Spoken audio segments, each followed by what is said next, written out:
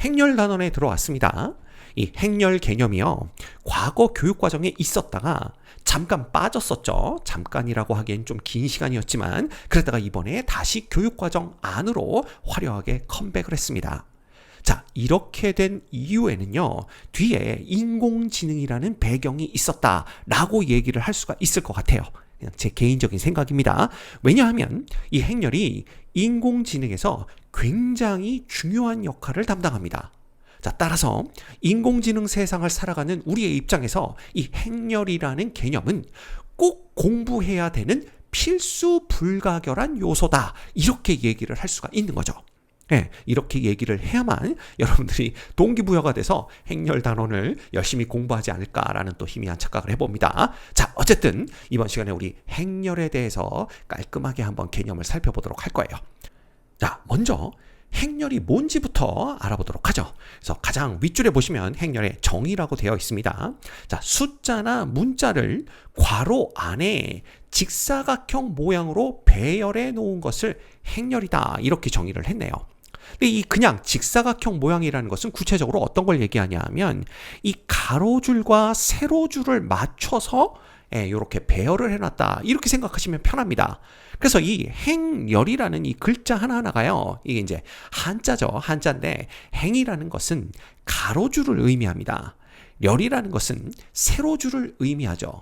그래서 쉽게 말하면 숫자나 문자를 괄호 안에 직사각형 모양, 즉 가로줄과 세로줄을 맞춰서 배열해 놓은 것이다, 이렇게 생각을 해볼 수가 있어요. 그래서 예를 들면 이런 겁니다. 괄호 안에 1, 2, 3, 4 이런 식으로 숫자를 배열해 놓은 것을 우리가 행렬이라고 부르고요. 자, 이거 보시다시피 1, 2 가로줄, 그 다음 3, 4 가로줄이죠. 그 다음 세로줄 1, 3, 그 다음 세로줄 2, 4 이렇게 가로줄과 세로줄을 맞춰서 직사각형 모양으로 배열해 놓은 것이 행렬이다, 이렇게 보시면 될 것 같습니다. 이렇게 행렬이 뭔지 알고 나니까 이 행렬이라는 용어 자체를 너무 쉽고 단순하게 지은 게 아닌가, 이런 생각이 들 겁니다. 자, 원래 이 행렬이라는 개념이 서양에서 먼저 발달을 했고요. 그 다음에 일본의 수학자들이 처음으로 이렇게 행렬을 배우면서 들여다보니까 이거 가로줄 세로줄이네. 그래서 가로줄 세로줄을 나타내는 한자 행과 열을 이용해서 이름을 지었다라고들 합니다.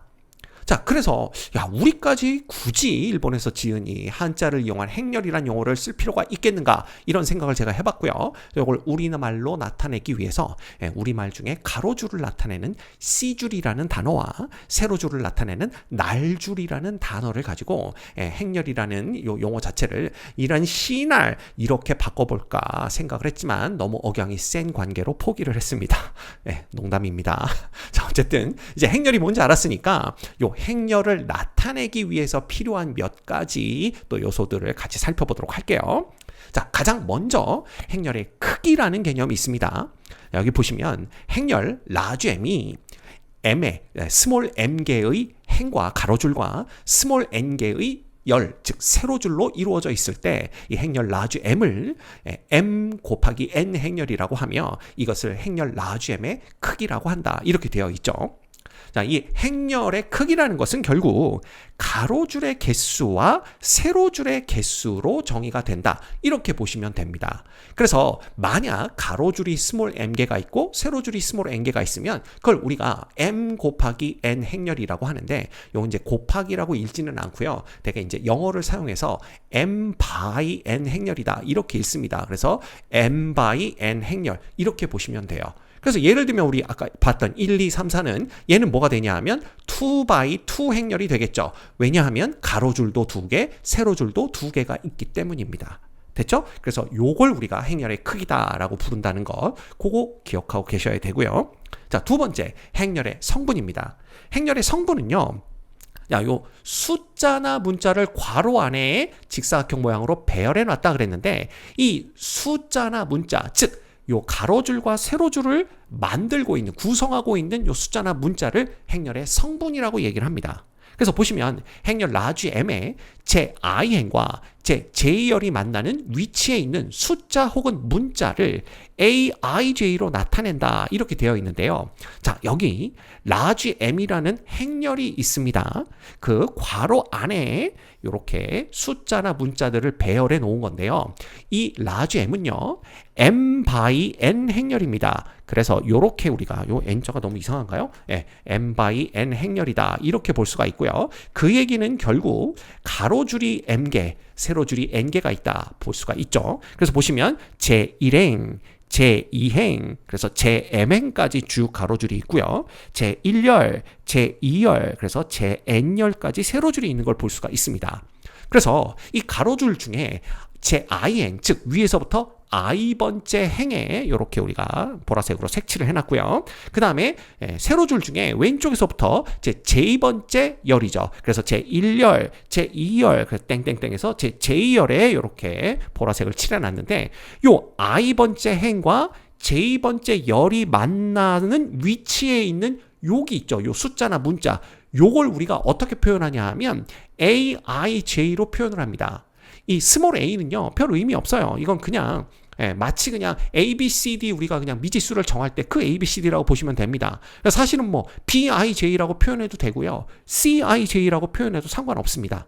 다만 요 뒤에 있는 IJ라는 요 조그만 밑첨자들이 나타내는 건 뭐냐면 바로 I번째 행과 J번째 열이 만나는 위치에 있는 숫자나 문자다. 요걸 나타낸다라는 거, 그걸 기억하셔야 되고요. 그래서 요 AIJ로 나타낸 행렬 M의 성분을 우리가 I, J 성분이다. 이렇게 얘기를 합니다. 그래서 예를 들면 요 행렬에서 요 3이 있죠. 요 3은요, 우리가 어떻게 표현할 수가 있냐면, 요 행렬에서 얘는 2,1 성분이다. 요렇게 나타낼 수가 있는 거예요. 이 2,1이라는 건 뭐냐 하면, 두 번째 행과 첫 번째 열이 만나는 위치에 있는 성분이구나. 이렇게 볼 수가 있는 거죠. 이해가 되시죠? 예, 어렵지 않습니다. 그래서 여러분들이 이 행렬의 성분, 행렬을 이루고 있는 각각의 숫자나 문자, 요것들을 그 가로줄과 세로줄이 만나는 위치에 의해서 I, J 성분, 이렇게 얘기를 하고 간단하게는 그냥 aij로 나타낸다. 이거 알고 계시면 될 것 같아요. 됐죠? 또 행렬 m의 성분을 이용하여 행렬 large m은 괄호 열고 그냥 aij로 나타내기도 한다. 이렇게 되어 있는데 이 고등학교 교육 과정에서 이런 표기법을 사용하지는 않습니다. 그래서 그냥 그냥 그런 게 있구나라는 것 정도로만 알고 계시면 좋을 것 같아요. 자, 여기서 이제 여러분들이 중요하게 보셔야 될 게 대개 행렬을 나타낼 때는요, 요 대문자를 사용을 합니다. 그래서 여기 보시면 행렬은 항상 요 대문자를 사용해서 나타내는 걸 볼 수가 있고요. 그 다음에 행렬의 성분을 나타낼 때에는 보시다시피 소문자를 이용해서 나타낸다는 거, 요 정도는 여러분들이 그냥 상식으로 알고 계시면 좋을 것 같아요. 자, 그 다음에 행렬 M의 행과 열의 개수가 모두 n개일 때 행렬 m을 n차 정사각 행렬이라고 한다 그랬는데요. 자, 행과 열의 개수가 똑같은 겁니다. 그래서 모두 다 n개 그랬는데 아까 행렬이 뭐라고 그랬냐 하면 숫자나 문자를 괄호 안에 직사각형 모양으로 배열해 놓은 것, 이렇게 얘기를 했죠. 근데 행과 열의 개수가 똑같다면 이 직사각형이 결국 정사각형이 될 거 아니에요. 그래서 우리는 그걸 정사각 행렬이다 이렇게 부르고요. 그럼 가로줄과 세로줄이 몇 개짜리냐? 요걸 나타내기 위해서 앞에 n차라는 걸 붙입니다. 따라서 요거 n차 정사각 행렬이다 라고 한다면 가로줄도 n개, 세로줄도 n개로 이루어져 있는 행렬이구나, 이렇게 보시면 돼요. 그래서 요 아까 봤던 1, 2, 3, 4라는 요 행렬 있죠. 요 행렬은 가로줄도 2개, 세로줄도 2개가 있기 때문에 얘는 2차 정사각 행렬이 되는 겁니다. 아셨죠? 자, 그러면 행렬이 뭔지도 알았고요. 행렬을 표기하기 위해서는 어떤 것들이 필요한지도 살펴봤으니까 간단한 예제를 같이 풀어보도록 하겠습니다. 자, 예제 1번 보시면 요거 2x3 행렬이다 이렇게 읽습니다. 2x3 행렬 A의 I, J 성분 aij가 I 플러스 J 마이너스 1로 정의될 때 행렬 A의 모든 성분의 합을 구하시오 라는 문제예요. 자, 그러면 우리는 행렬 A를 직접 구해 보겠습니다. 그래서 행렬을 나타낼 땐 되게 대문자를 써서 나타내고요. 그 다음에 얘 크기가 2x3 행렬이니까 가로줄이 2개, 세로줄이 3개 있구나 라는 걸 볼 수가 있죠. 그래서 먼저 우리가 행렬 A의 1,1 성분을 구해 볼게요. 그래서 1,1 성분은 i도 1이고 j도 1입니다. 그렇죠. 그래서 A의 1, 1 이렇게 표현을 하고 얘는 1 더하기 i도 1이고 j도 1이니까 이렇게 계산이 되겠죠. 그래서 요거 1 되는 걸 볼 수가 있어요. 그래서 요 자리에는 1 이렇게 사용을 하시면 됩니다. 그 다음에 1,2 성분을 볼까요?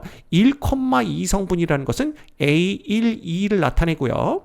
얘는 첫 번째 행과 두 번째 열이 만나는 위치에 있는 성분을 나타냅니다. 그러면 i는 1이고 j는 2이기 때문에 얘는 1 더하기 2 마이너스 1 해서 요거 얼마 됩니까? 2 되는 걸 볼 수가 있죠. 따라서 요 자리에는 2가 온다라는 걸 알 수가 있고요. 자, 1,3 성분을 본다면 얘는 A의 1, 3 이렇게 되는 거니까 이것도 1 더하기 3 빼기 1 이렇게 되기 때문에 그냥 3 되는 걸 알 수가 있습니다. 됐죠? 그래서 제 1행을 우리가 다 구해낸 거예요. 그 다음에 2,1 성분을 본다면 얘는 뭐가 되는 겁니까? A의 2, 1 이렇게 되는 거고요. 얘는 i가 2고 j가 1이기 때문에 자 이렇게 계산하면 요거 2 되는 걸 볼 수가 있습니다. 따라서 2행 1열에 있는 성분은 2가 되는 걸 볼 수가 있죠. 그 다음 2,2 성분 얘는 뭐가 되냐 하면 결국 A의 2가 될 텐데 요거는 2 플러스 2 마이너스 1입니다. 요거 얼마 되죠? 둘 다 2에서 1 빼니까 요거 3 되는 거 볼 수가 있죠. 따라서 2행과 2열이 만나는 위치에 있는 성분은 3이 된다. 자, 마지막으로 2,3 성분을 보시면 얘는 A의 2, 3 이렇게 나타내고요.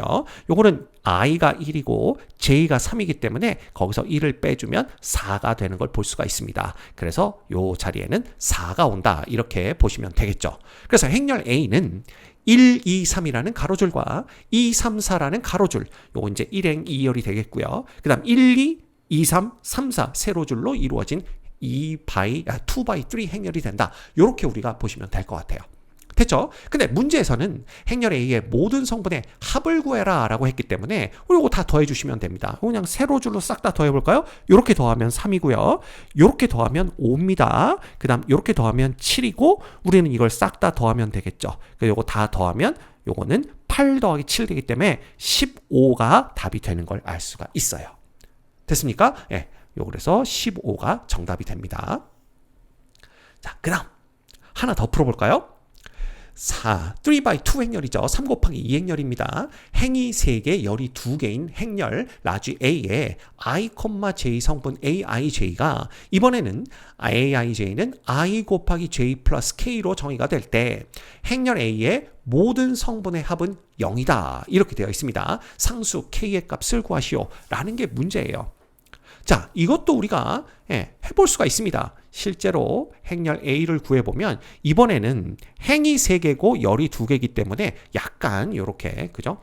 세로 형태의 행렬이 만들어지겠죠. 그러면 그냥 한번 계산해 보겠습니다. 한번 해봤으니까 우리가 쉽게 할 수가 있을 것 같아요. 자, 1,1 성분은 1 더하기 k니까 여기는 1 플러스 k 이렇게 될 거고요.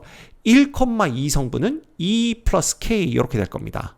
그 다음 2,1 성분도 2 플러스 k 이렇게 될 거고요. 그 다음 2,2 성분은 4 플러스 k 이렇게 되겠죠. 그 다음은 3,1 성분은 3 플러스 k 이렇게 되는 거고요. 그 다음에 3,2 성분은 6 플러스 k 이렇게 된다라는 걸 알 수가 있어요.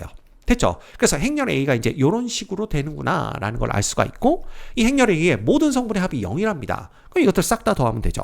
그럼 이거 싹 다 더하면 일단 6개의 K가 더해진다 라는 걸 볼 수가 있고요. 그 다음에 1, 2, 3, 2, 4, 6 다 더하면 됩니다. 그래서 1, 2, 3 다 더하면 얼마죠? 요거 6 되는 걸 볼 수가 있고 그 다음에 2, 4, 6 다 더하면 요거 12가 되는 걸 볼 수가 있죠. 그래서 이거 두 개 더하면 18 이렇게 됩니다. 따라서 18 이게 바로 행렬 A의 모든 성분의 합인데 얘가 0이 된다라고 했기 때문에 상수 K의 값은 쉽게 우리가 구해낼 수가 있습니다. 상수 K는 마이너스 3이다 라는 걸 알 수가 있네요. 그래서 요 예제의 정답은 마이너스 3이 되는 걸 알 수가 있습니다.